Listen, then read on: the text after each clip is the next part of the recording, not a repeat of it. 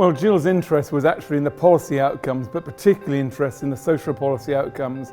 Gill's background, in fact, when we first met in 1979-80, was working with low-income tenants in Newcastle upon Tyne, and that informed both our work.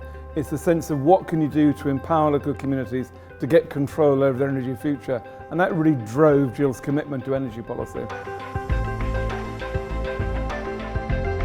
I think what she found, what I found, is if you go and visit other countries, if other people visit you in your country, it actually, and it sounds a bit trite, but it stretches the brain.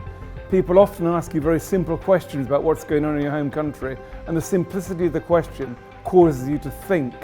Now, I know for both of us that a lot of the ideas we took back to the UK were informed by our experience here in Australia, and that led to, I think, a lot of mutual exchange and really drove some of the creative thinking that Gill in particular brought to the sector, both here and in the UK. Well, we worked in Australia since we first worked on a community project in inner city Melbourne in 1982. We've had a lot of visits to Australia since then. I think it informed Gill's work, it informed what we did by that sense of, the Australian sense of, yes, there's a history, but it's a can-do sense. It's that sense of, let's try something different, let's make things happen.